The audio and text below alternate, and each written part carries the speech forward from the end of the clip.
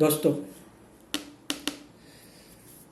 आरक्षण एक ऐसा विषय है जिस विषय को लेकर आए दिन हमारे देश में कोई ना कोई सैलाब उभरता है।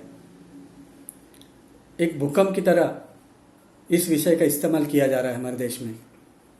जब भी चुनाव होते हैं या चुनाव आने वाले होते हैं, किसी को भी एक नेता बनाकर आरक्षण के मुद्दे को इस तरह उछाला जाता है कि एक सैलाब सा इसमें आ जाता है। आरक्षण को लेकर मैं आप लोगों से जितनी मेरी जानकारी है, जो भ्रांतियां आपके दिलों में है, जो गलतफहमियां आप लोगों को हुई है, इस कारण पॉलिटिशियन लोग जिस तरह से इसे भुना रहे हैं, इस विषय को जिस तरह से उसे हैंडल कर रहे हैं, आम जनता में एक आक्रोश है आरक्षण को लेकर, क्योंकि वे सच्चाई नहीं जानते आरक्षण की सच्चाई क्या है। तो पहले भाग में इस वीडियो में मैं आरक्षण का इतिहास आपको बताऊंगा कि इतिहास कहां से शुरुआत हुआ, क्यों शुरुआत हुई आरक्षण की। बात सन 1930 1930 की है, जब अंग्रेजों का राज हमारे देश में था। अंग्रेज जानते थे कि जिस तरह का विरोध उन्हें इस देश में हो रहा है और पूरी दुनिया उनका विरोध कर रही है, क्योंकि उनका सिर्फ भारत पर ही उनका राज नहीं था, दुनिया के कई देशों में था। तो जिन पर राज नहीं था, ऐसे बड़े बड़े देश भी अंग्रेजों पर एक दबाव डाल देते कि आप इन सबको आज़ादी दे दो, और खासकर भारत को आज़ादी दे दो, क्योंकि भारत सबसे बड़ा देश था इनमें। तो अंग्रेजों ने जाते जाते 1930 में पहले राउंड टेबल कॉन्फ्रेंस में अंग्रेजों ने तय किया कि उन्हें ये फिक्र होने लगे कि अगर वो देश छोड़कर चले जाएंगे तो यहाँ के जो सत्ताधारी लोग हैं वो माइनॉरिटीज और दलितों के साथ अच्छा व्यवहार नहीं करेंगे, ऐसा उनको लगा। कुछ लोग ये भी कह सकते हैं कि वो डिवाइड करना चाहते थे भारत के आबादी को। हर एक का अपना अपना राय है। तो उन्होंने एक कम्युनल अवार्ड, एक कानून के तहत जो मुस्लिम है, क्रिश्चियंस है, सिख है, दलित है, इन लोगों को इंडिपेंडेंट इलेक्टोरेट उन्होंने घोषित किया, स्वतंत्र मतदार संघ। उसका मतलब है कि ये लोग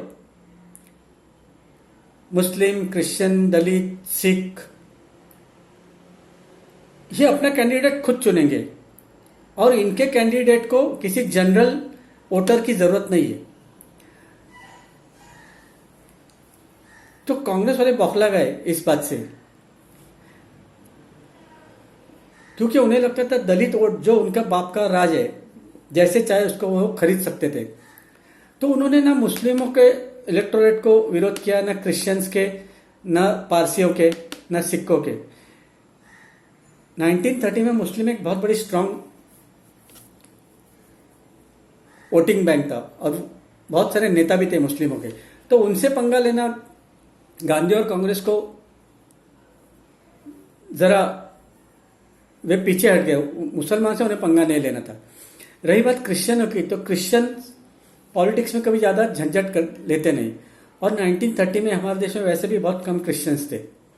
जिन राज्यों में क्रिश्चियन थे वहाँ पोर्तुगीज का राज था, जैसे गोवा, वसई, दमन दीव, तो उन्हें वैसे कुछ फर्क नहीं पड़ता था और वो पॉलिटिक्स में वैसे ज़्यादा इंटरेस्ट लेते भी नहीं।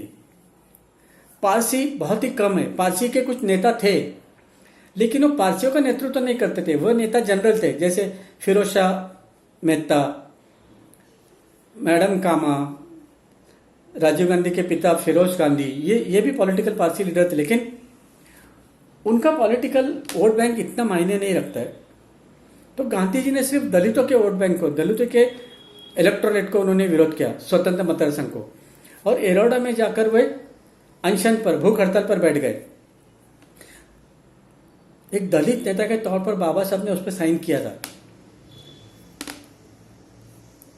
उस अवार्ड पे, उस कानून पे। तो गांधी जी अनशन पर, भूख हड़ताल पर बैठ गए।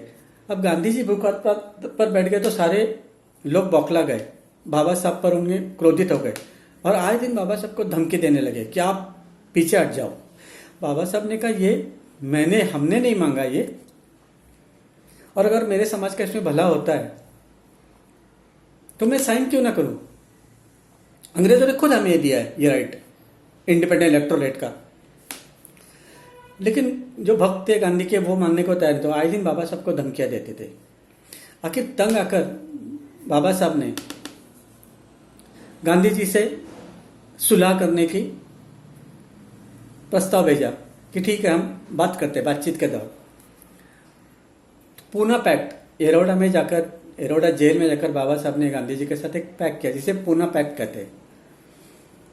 तो उस पूना पैक्ट के तहत यह तय हुआ कि ठीक है पूरा 100% इलेक्टोरेट, इंडिपेंडेंट इलेक्टोरेट नहीं दिया जाएगा, दलितों को कुछ सहूलतें, कुछ रिजर्व सीट दी जाएगी पॉलिटिक्स में। यहां बात सिर्फ पॉलिटिक्स की हो रही थी, सोशल रिजर्वेशन की बात नहीं हो रही थी, सिर्फ पॉलिटिक्स की बात हो रही थी। तो जो आज सीट्स है, कई कई रिजर्व सीट्स है जहां सिर्फ दलित खड़े होते हैं, वही चुनकर आते, तो वो पैक्ट हो गया उस वक्त। और यह तय हुआ कि यह सिर्फ 10 साल के लिए होगा। तो जो लोग ये कहते हैं कि आरक्षण 10 साल के लिए था, वो 10 साल सोशल रिजर्वेशन नहीं, ये पॉलिटिकल रिजर्वेशन, ये सिर्फ 10 साल के लिए होना चाहिए ऐसा। और खुद बाबा साहब ने भी एग्री किया उस पैक्ट के तहत, ठीक है 10 साल तो 10 साल, 10 साल में हम पॉलिटिक्स में अपना पैर मजबूत कर सकते हैं। लेकिन 10 साल होने के बाद भी ये सारे जो पॉलिटिकल पार्टी, खासकर कांग्रेस पार्टी के लोग जिनका राज था पहले 40 साल, उन्होंने इसे बार बार रिन्यू किया। हालांकि मैं खुद एक दलित होते हुए मैं कहता हूं कि इसे खत्म ही कर देना चाहिए, पॉलिटिकल रिजर्वेशन को खत्म ही कर देना चाहिए, क्योंकि ये पॉलिटिकल लीडर दलित समाज के कुछ काम के नहीं, मेरी नजर में। जहां तक महाराष्ट्र के दलित ऑर्गेनाइजेशन का सवाल था, हमारे पॉलिटिकल सोशल ऑर्गेनाइजेशन इतने स्ट्रांग है कि किसी भी बड़े से बड़े पॉलिटिकल पार्टी को वो झुका सकते हैं अपनी तरफ। तो हमें ये लीडरों की जरूरत ही नहीं है।